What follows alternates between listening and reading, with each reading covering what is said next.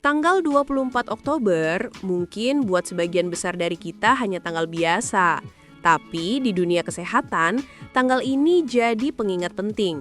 Perjuangan kita melawan polio ternyata belum selesai. Di channel Aku Mau Lebih Sehat ini, kita akan bahas kenapa 24 Oktober 2025 jadi momen krusial untuk kembali waspada terhadap polio. Mungkin banyak yang mengira polio sudah hilang dari Indonesia.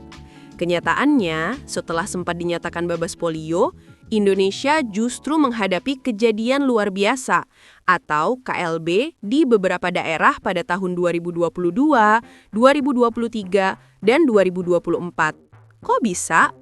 Dan yang lebih penting, apa artinya ini untuk kita semua? Kita mulai dari dasar dulu. Apa itu polio? Polio atau poliomielitis adalah penyakit yang disebabkan oleh virus.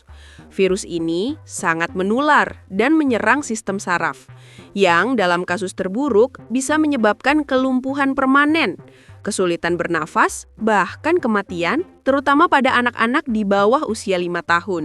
Penularannya terdengar sepele, tapi sangat efisien, melalui makanan atau minuman yang terkontaminasi tinja penderita atau lewat percikan ludah saat batuk atau bersin.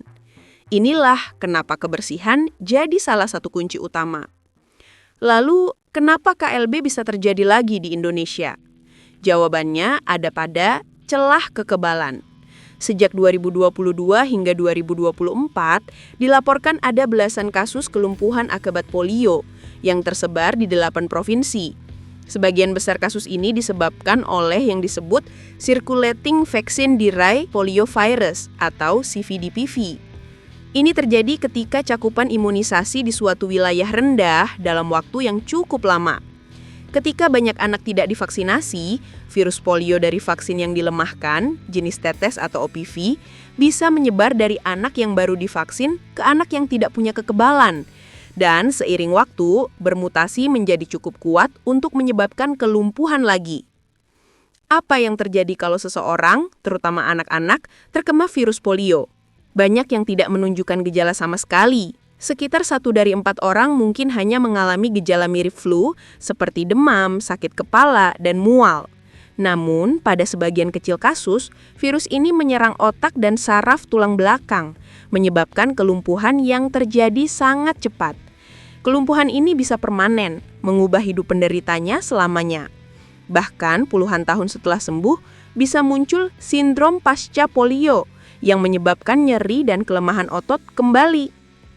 Resiko tidak mau vaksin polio sangat jelas. Kita membiarkan pintu bagi virus untuk kembali. Ketika satu anak tidak terlindungi, ia bukan hanya beresiko untuk dirinya sendiri, tapi juga bisa menjadi mata rantai penularan bagi anak-anak lain di sekitarnya, yang juga tidak divaksin atau yang kekebalannya belum sempurna. Inilah yang memicu KLB. Jadi, apa solusi konkretnya? Vaksinasi adalah garda terdepan dan paling efektif. Menurut rekomendasi Ikatan Dokter Anak Indonesia, vaksinasi polio baik tetes maupun suntik harus dilengkapi sesuai jadwal. Tapi perjuangan ini tidak berhenti di jarum suntik atau tetes vaksin. Ada solusi lain yang sama pentingnya, yaitu perilaku hidup bersih dan sehat. Organisasi Kesehatan Dunia atau WHO dan CDC sangat menekankan pentingnya 1. Cuci tangan pakai sabun secara rutin, terutama setelah dari toilet dan sebelum makan. 2.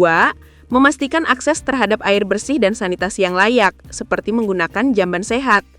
Ini adalah lapisan pertahanan kedua yang krusial untuk memutus rantai penularan virus yang menyebar lewat jalur fekal oral, dari tinja ke mulut.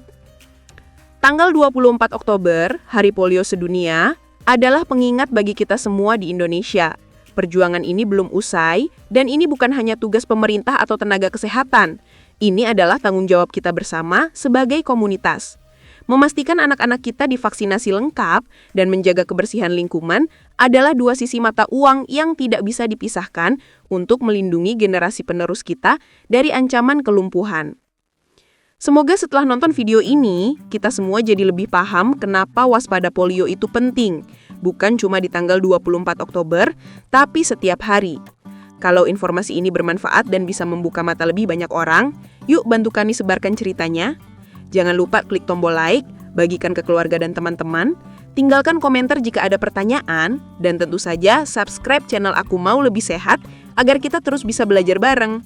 Sampai jumpa di video berikutnya.